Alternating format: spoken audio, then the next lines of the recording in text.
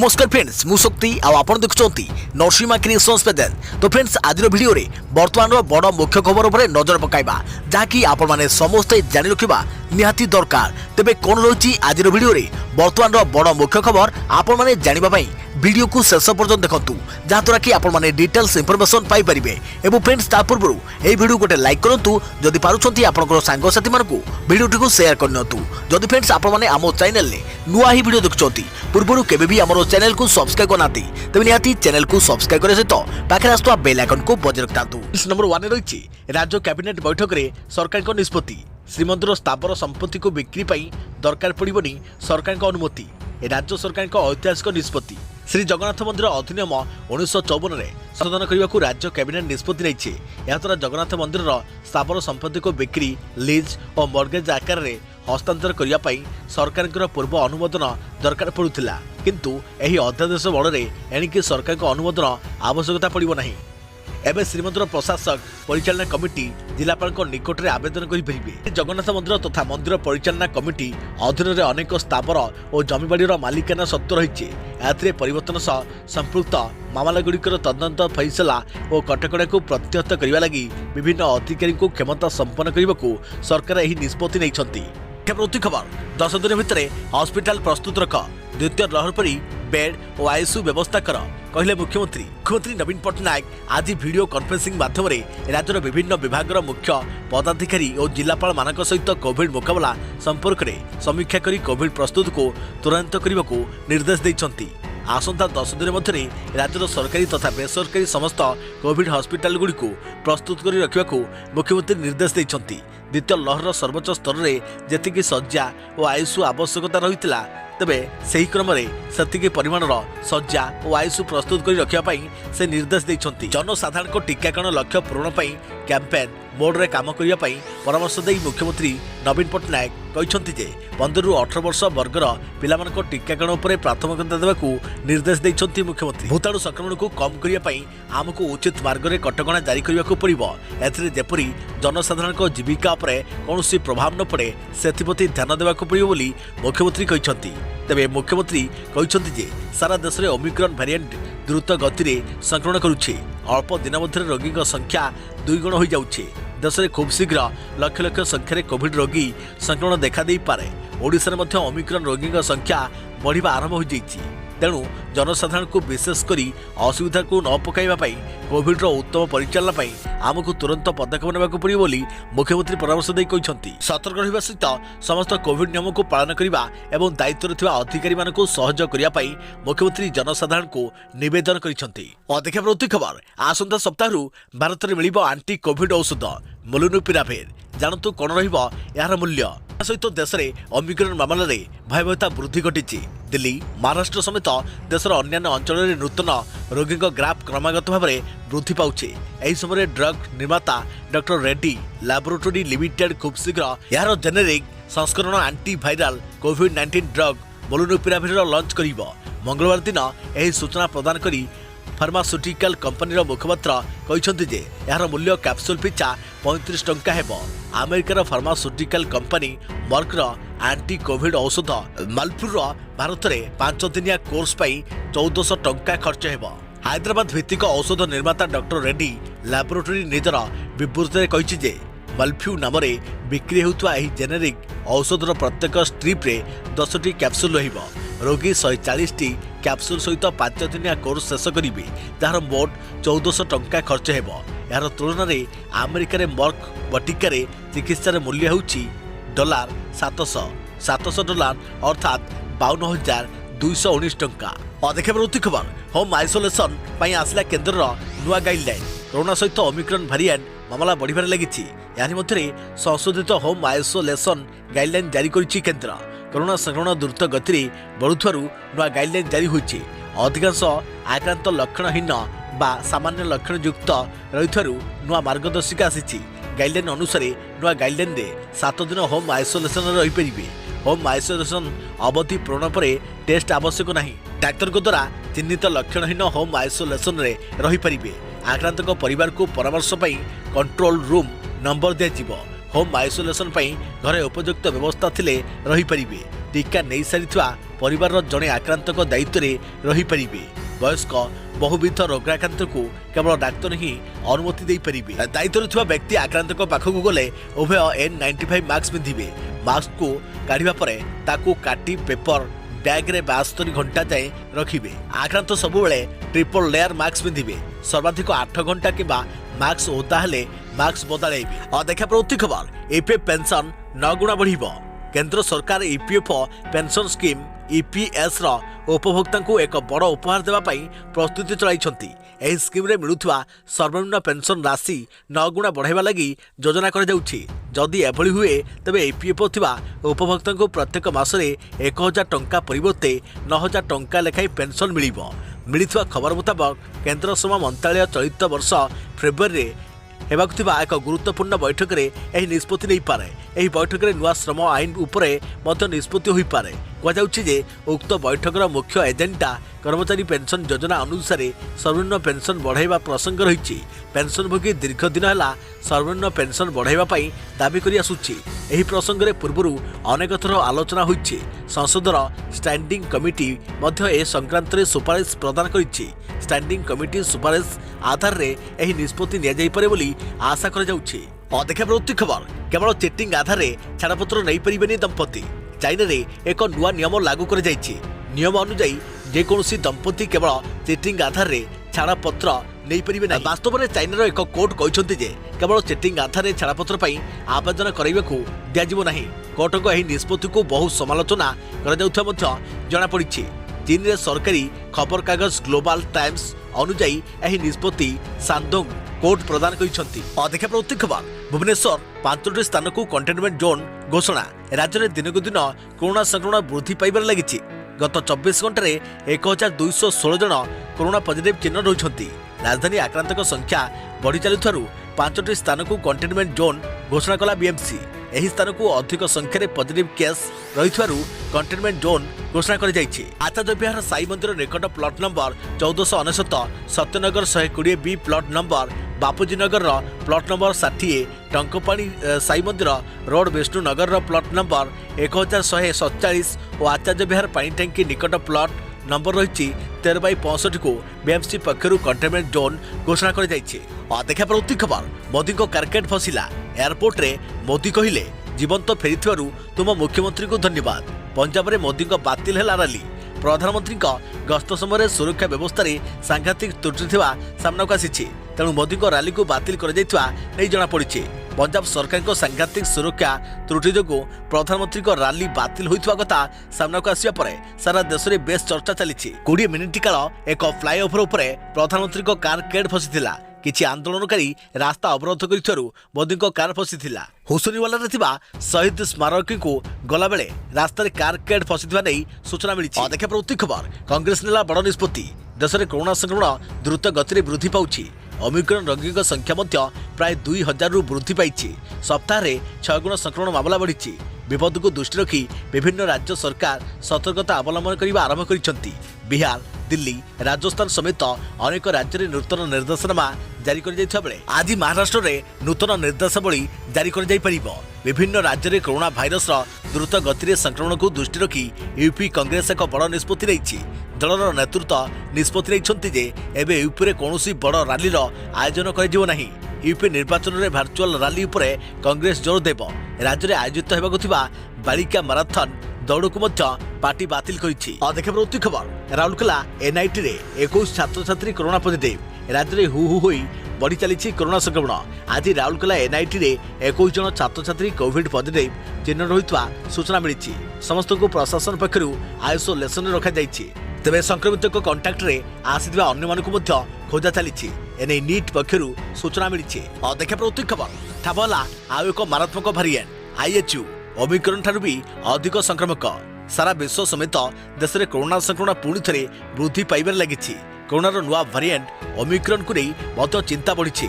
एसबु भितर एक चिंताजनक खबर सामना को आसी।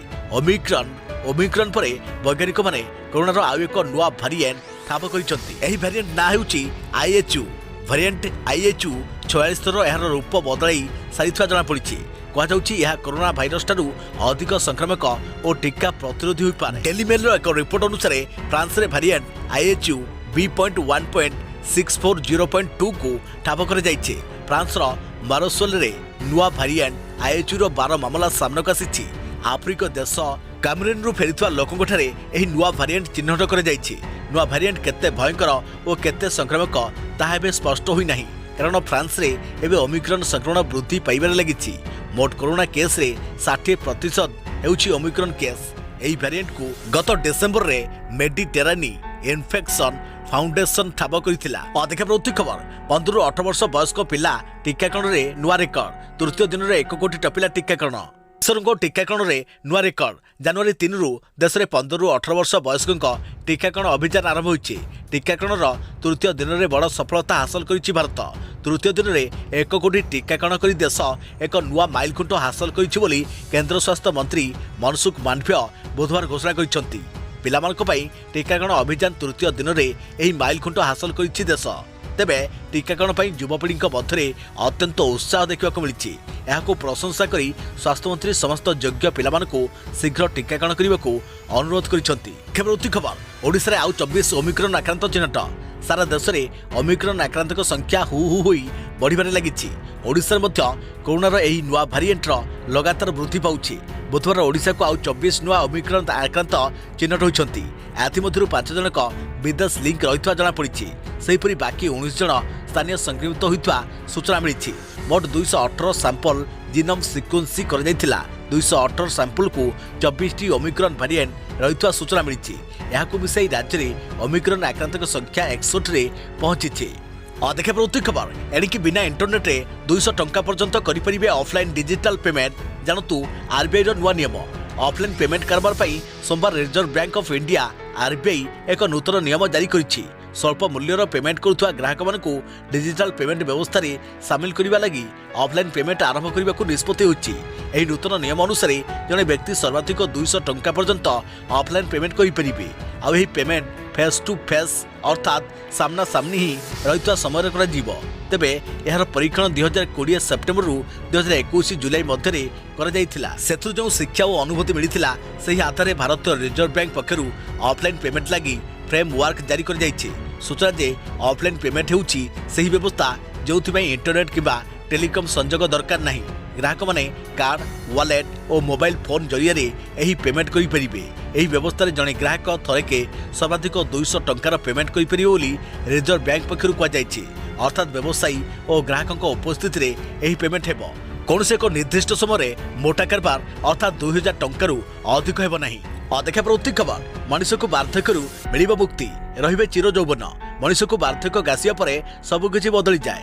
ବିଭିନ୍ନ ରୋଗ ମାଡ଼ି ବସିବା ସହ ଚର୍ମ, ଶିରାପଶିରା ଲୋଚା କୋଚା ହୋଇଯାଏ। ପାହୁଣ୍ଡି ଚାଲିବାକୁ ମଧ୍ୟ ଗୋଡ଼ ସାଥ ଦିଏ ନାହିଁ। ମଣିଷ ଜୀବନରେ ଯଦି ଏଭଳି ନ ଘଟନ୍ତା ତେବେ କେତେ ଭଲ ହୁଅନ୍ତା ସତରେ। ତେବେ ଏହି ପୁରୁଣା ଅଭିଳାଷକୁ ସତରେ ପରିଣତ ପାଇଁ ପୁଣି ଥରେ ଆରମ୍ଭ ହୋଇଛି ମିଶନ। ଯଦି ଏହି ମିଶନ ସଫଳ ହୁଏ ତେବେ ମଣିଷ ଚିର ଯୌବନ ପ୍ରାପ୍ତି ହେବ, ବାର୍ଦ୍ଧକ୍ୟ ପାଖ ମାଡ଼ିବ ନାହିଁ। ଅସ୍ୱାଭାବିକ ଭାବେ ମଣିଷ ଦୀର୍ଘାୟୁ ହେବ। ଆମେରିକାର ବିଖ୍ୟାତ କ୍ରିପ୍ଟୋ ଆରବପତି ବ୍ରାଏନ୍ ଆର୍ମଷ୍ଟ୍ରଙ୍ଗ ଓ ବାୟୋ ଇଞ୍ଜିନିୟର ତଥା ଟେକ୍ନୋଲୋଜି ନିବେଶକ ବ୍ଲେକ୍ ବାୟର୍ସ ଏଭଳି ଏକ ବଡ଼ ମିଶନ ନେଇ ଆଗକୁ ବଢ଼ିଛନ୍ତି। ନ୍ୟୁ ଲିମିଟ୍ ନାମରେ ଏକ ଷ୍ଟାର୍ଟଅପ୍ ଗଢ଼ି ମିଶନ ଉପରେ କାର୍ଯ୍ୟ କରିବା ଲାଗି ନିଷ୍ପତ୍ତି ନେଇଛନ୍ତି। ଏଥିପାଇଁ ଯେତେ ଟଙ୍କା ଖର୍ଚ୍ଚ କରିବାକୁ ପଡ଼ିଲେ ବି ସେମାନେ ପଛାଇବେ ନାହିଁ ବୋଲି ଦୃଢ଼ ସଂକଳ୍ପ ନେଇଛନ୍ତି। ପୂର୍ବରୁ ବିଶିଷ୍ଟ ଆରବପତି ତଥା ଆମାଜନ ପ୍ରତିଷ୍ଠାନ ଜେଫ୍ ବେଜୋସ୍ ଏହି କ୍ଷେତ୍ରରେ ମନ ବଳାଇଥିଲେ। ବାର୍ଦ୍ଧକ୍ୟ ଦୂରୀକରଣ ପାଇଁ ଗଠିତ ସଂସ୍ଥା ଅଲ୍ଟୋସାଲାସରେ ବିପୁଳ ନିବେଶ କରିଥିଲେ। ଏବେ ପୁଣି ଜଣେ ପ୍ରମୁଖ ଆରବପତି ଓ ବାୟୋ ଇଞ୍ଜିନିୟର ବଡ଼ ଲକ୍ଷ୍ୟ ନେଇ ଏ କ୍ଷେତ୍ରରେ ପାଦ ଥାପିଛନ୍ତି। ଅଧିକ ପ୍ରତି ଖବର ଚାଷୀଙ୍କୁ ସାହାଯ୍ୟ କରିବା ପାଇଁ ସରକାର ଦେଉଛନ୍ତି 15 ଲକ୍ଷ ଟଙ୍କା। ଏମିତି କରନ୍ତୁ ଆବେଦନ। କେନ୍ଦ୍ର ସରକାର ସବୁବେଳେ ଚାଷୀଙ୍କୁ ପ୍ରୋତ୍ସାହନ ଦେବା ପାଇଁ ଚେଷ୍ଟା କରି ଆସିଛନ୍ତି। ଚାଷୀଙ୍କ ଆୟ ବଢ଼ାଇବା ପାଇଁ ସରକାର ଲଗାତାର ଚେଷ୍ଟା କରୁଛନ୍ତି। ସରକାରଙ୍କ ତରଫରୁ ଚାଷୀଙ୍କୁ ନୂଆ କୃଷି ବିଜନେସ୍ ଆରମ୍ଭ କରିବା ପାଇଁ 15 ଲକ୍ଷ ଟଙ୍କା ପ୍ରଦାନ କରାଯାଉଛି। ଆସନ୍ତୁ ଜାଣିବା କେମିତି ଆପଣ ଏହି ଯୋଜନାର ଲାଭ ଉଠାଇ ପାରିବେ। ତେବେ କେମିତି ମିଳିବ 15 ଲକ୍ଷ ଟଙ୍କା? ସରକାର PM କିଷାନ FPO ସ୍କିମ୍ ଆରମ୍ଭ କରିଛନ୍ତି। ଏହି ସ୍କିମ୍ ଅନୁସାରେ ଫାର୍ମର୍ସ ପ୍ରଡ୍ୟୁସର ଅର୍ଗାନାଇଜେସନକୁ 15 ଲକ୍ଷ ଟଙ୍କା ଦିଆଯିବ। सारा देश में चाषी को नुआ कृषि बिजनेस आरंभ करने सरकार तरफ आर्थिक सहायता दी स्कीम रे लाभ ने 11 चाषी को मिसी एक ऑर्गेनाइजेशन बा कंपनी प्रस्तुत करने को हेबो। एथिरे चाषी को कृषि संबंधित उपकरण बा फर्टिलाइजर मंजी आदि किणवार सहज हेबो। एमिति करंतु आवेदन प्रथमे जातीय कृषि बजार रो ऑफिशियल वेबसाइट को जानतु। एबे आपनको सामने होम पेज खोली जिवो। एबे होम पेज रे एफपीओ रो विकल्प ऊपर क्लिक करंतु। एबे आपण रजिस्ट्रेशन विकल्प ऊपर क्लिक करंतु। एबे आपनको सामने रे रजिस्ट्रेशन फॉर्म खोलिबो। एबे आपण फॉर्म रे मगा जायथिवा सूचना भरंतु। या परे आपनकर पासबुक बा कैंसल चेक एवं आईडी प्रूफ स्कैन करी अपलोड करंतु। एबे आपण सबमिट रो विकल्प पर क्लिक करंतु। जदि आपण एसबु जानि परनाती तेबे आपनकर निकटस्थ सीएससी सेंटर जाकी कॉमन सर्विस सेंटर रे आपण जोगाजोग करी एसबु काम करि परिबे जाकी आपनकर जनसेवा केंद्र। अधिक प्रति खबर पंचायत निर्वाचन चिंता बढ़िला कटकणा हेबो ना 2 मास गड़िबो। भारतीय निर्वाचन कमिशनर को ऊपर आखि राज्य में कोविड संक्रमण धीरे धीरे विस्फोरण आड़क गति करने आरंभ कलानी। चलित मास शेष सप्ताह फेब्रुआरी द्वितीय सप्ताह मध्य कोरोना राज्य में शीर्ष स्तर रही विशेषज्ञ पूर्वानुमान कर स्थित पंचायत निर्वाचन किभली हेबो ताकु नै राजनैतिक महल में प्रश्नवाची सृष्टि हेलानी। अति विश्वस्त सूत्रु मिलिଥିବା सूचना मुताबक राज्य निर्वाचन कमिशन गभीरतार सहित यह प्रसंग को देखुंट। तेबे भारत में निर्वाचन कमिशन उत्तर प्रदेश आदि 5टी राज्य क्षेत्र में कि निष्पत्ति लेउछंती ताहा पर समस्त नजर रही। सरकारी विज्ञप्ति अनुसार आसंता 7 तारिख दिन सरकार राज्य निर्वाचन कमिशन को चूड़ांत तालिका प्रदान करेंगे। यापर कमिशन सर्वदलीय बैठक डाकिबे और 10 तारिख सुधा निर्वाचन तारीख घोषणा हेबो। हेले सर्वशेष तथ्य अनुसार भारतर निर्वाचन कमिशन आसंता काली निर्वाचन संक्रांत में किसी संकेत दे पारंतु बोली गोटे महल युक्ति रखुवा बेले जातीय गणमाध्यम खबर अनुसार फेब्रुआरी द्वितीय सप्ताह बेलू उत्तर प्रदेश आदि राज्यर निर्वाचन संपर्क में कमिशन स्पष्ट अभिमुख्य ग्रहण करेंगे।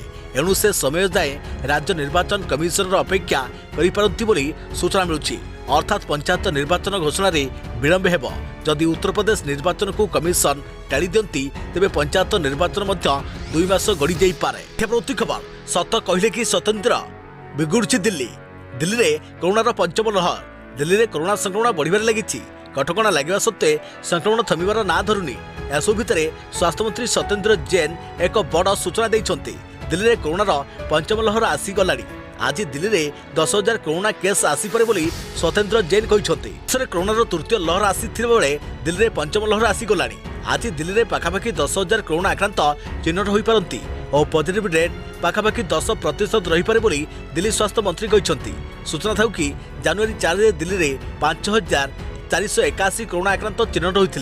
यह पूर्व जनवरी 3 रे 4,099 और जनवरी 2 रे 3,199 आक्रांत चिन्हट होते। देश में कोरोना संक्रमण वृद्धि पाइबार लगी। एसत ओमिक्रॉन लंफ डिया मारुछि। तेबे सतर्क रुहतु एवं सुरक्षित रुहतु। अधिक प्रति खबर निम्न जातिर छात्र छात्री स्कूल रे एंट्री मना। आंध्र प्रदेश गोदावरी जिलार एक स्कूल रे उच्च जातिर छात्र छात्री मानक पई एक भिन्न धरणर सुविधा रही बेले ताठारु निम्न जातिर छात्र छात्री लगी एक पृथक व्यवस्था रही देखा मिली। एमिति लोअर कास्ट छात्र छात्री मानक नूतन बिल्डिंग रे प्रवेश करने को बारण कर अभिभावक मैंने अभियोग कर शिक्षा विभाग अधिकारी मैंने उच्च जातिर छात्र छात्री मानक एक उन्नत मानर नूतन भाव निर्मित कोठा जोगाई देथिबा बेले अन्य छात्र छात्री माने पुराना बिल्डिंग रे बसिबा को बाध्य करथिले। ग्रामवासी दाबी करछन्ति जे उच्च जातिर छात्र छात्री मानक नूतन बिल्डिंग को स्थानांतरित कर जायथिला एवं सेमानकु समस्त प्रकार आधुनिक सुविधा जोगाई दे जायथिला। अन्यपटे अन्य छात्र छात्री मानक विद्यालयर पुराना बिल्डिंग रे बसिबा को बाध्य कर जायथिला। मोट 26 जन छात्र एही जातिगत भेदभावर सम्मुखीन होइथिबा जणा पड़िछि। एनै जिला कलेक्टर को निकट रे अभियोग करिथिबा सहित छात्र छात्री सहित जातिगत भेदभाव पई ग्राम सरपंच को दायी कर जायथिबा जणा पड़िछि। प्रति खबर आसुछि प्रबल वर्षा। 7 तारिख वर्षा आरंभ। आसंता 7 तारिख राज्य में वर्षा हेबो। सप्ताह जाए वर्षा जारी रहिबो। 10 ରୁ 12 तारिख जाए भारी वर्षा होई पारे। पश्चिम ओडिशा रे वर्षा परिमाण अधिक रहिबो। उत्तर ओडिशा उपकूल रे भी वर्षा हेबो बोली सोया परिवेश जलवायु केन्द्र सीसी निर्देशक डॉक्टर शरचंद्र साहू पूर्वानुमान करिसंती। बुधवार ठारू राज्य में वेस्टर्न डिस्टर्बांस प्रभाव रहिबो। यार प्रभाव में 7 तारिख वर्षा आरंभ हेबो। 10 ରୁ 12 तारिख जाए पश्चिम ओडिशा रे प्रबल वर्षा हेबार आशंका रही। सेहिभଳି 10 ରୁ 14 तारिख उत्तर और उपकूल ओडिशा रे स्वल्परू मध्यम धरणर वर्षा आशंका रही बोली डॉक्टर साहू आकलन करिसंती। ତେବେ ସ୍ଥଳଭାଗକୁ ପଶ୍ଚିମ ବାୟୁ ରହିଥିବାରୁ ଏହାର ପ୍ରଭାବରେ ରାଜ୍ୟରେ ଶୀତ କମିବ। ଦିନବେଳା କୋହଲା ପାଗ ରହିବ, କିନ୍ତୁ ରାତିରେ ସର୍ବନିମ୍ନ ତାପମାତ୍ରା ବଢ଼ିବ ଓ ଶୀତ କମିବ ବୋଲି ସେ କହିଛନ୍ତି। ସେପଟେ ସୁରେନ୍ଦ୍ରନାଥ ପଶୁପାଳକ ଭିନ୍ନ ଆକଳନ କରିଛନ୍ତି। 11ରୁ 13 ତାରିଖ ଯାଏଁ ରାଜ୍ୟରେ ବର୍ଷା ହେବ। ସୀମାବର୍ତ୍ତୀ ଅଭ୍ୟନ୍ତରୀଣ ଓଡ଼ିଶାରେ ଏହି 3 ଦିନରେ 15 ମିଲିମିଟର ପର୍ଯ୍ୟନ୍ତ ବର୍ଷା ହୋଇପାରେ। କେନ୍ଦ୍ର ଓଡ଼ିଶାରେ ହାଲକା ବର୍ଷା ସମ୍ଭାବନା ରହିଛି, କିନ୍ତୁ ଉପକୂଳବର୍ତ୍ତୀ ଓଡ଼ିଶାରେ ବର୍ଷା ସମ୍ଭାବନା ନାହିଁ ବୋଲି ସେ କହିଛନ୍ତି। ଆଜି ଓଡ଼ିଶା ସମେତ ସଂଲଗ୍ନ ରାଜ୍ୟରେ ଗୁରୁଚାପ ସୃଷ୍ଟି ହୋଇଛି। ଆସନ୍ତାକାଲିଠାରୁ ସିଧା ପବନ ବହିବା ବାଧାପ୍ରାପ୍ତ ହେବ, ଫଳରେ ରାଜ୍ୟରେ ଶୀତ କମିବ।